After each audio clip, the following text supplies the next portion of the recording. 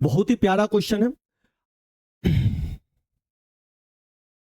बहुत ही प्यारा क्वेश्चन है जो पहले आया है और आगे एग्जाम में आएगा भी आएगा, और कम से कम आपको 2 से 3 नंबर दिला के जाएगा। क्वेश्चन क्या कह रहा है, निकाले समांतर श्रेणी का 10वां पद, यानी कि 10वां पद कह रहा है निकालने के लिए। तो इस तरह से जब भी कोई पद कहे निकालने के लिए तो हमेशा एक फॉर्मूला आप याद रखेंगे, ए एन बराबर ए प्लस एन माइनस 1 डी।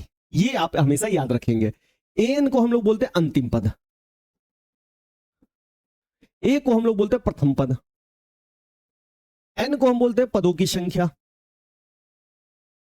और डी को हम लोग बोलते हैं सार्वंतर कॉमन डिफरेंस। चलिए, इस तरह का क्वेश्चन जब भी आई, जैसे आपके पास क्वेश्चन है 1 4 7 10, कहां तक निकालना है, 10वां पद तक। तो ध्यान रखिएगा, ये जो पहला सीरीज का जो पद होता है उसको हम ए बोलते हैं, प्रथम पद। डी निकालने के लिए हमेशा याद रखिएगा, सेकंड में से इसको घटाइए या इसमें से इसको घटाइए या इसमें से इसको घटाइए, किसी को घटाइएगा काम चल जाएगा। तो 4 में से मैं 1 घटा रहा हूं, तो डी आपका निकल गया कितना, 3 निकल गया। और हमेशा एक चीज ध्यान रखिएगा, लास्ट में देखिए क्या लगा है, वा पद लगा हो, वा लगा हो, तो ये एन हो गया आपका, तो एन कितना हो गया, 10 हो गया।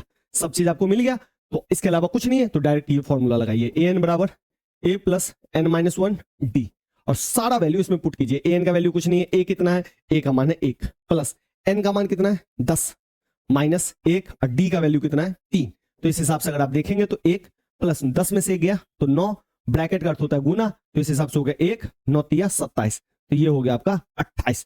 तो ए एन यानी कि इसका जो 10वां पद होगा वही क्या होगा, 28 होगा। इसी तरीके से आप इस क्वेश्चन का जवाब दीजिए। अगर इसमें आपको ए बताना है तो मैं बता देता हूं, ए हो गया आपका √2, डी क्या होगा, तो भाई 3 √2 में से इस √2 को घटा दीजिए, √2, तो 3 √2 में से √2 घटेगा तो 2 √2 आ जाएगा, और ये एन हो गया आपका 18वां, एन 18। जल्द से जल्द मुझे ए एन निकाल के बताइए कि 18वां पद होगा कितना।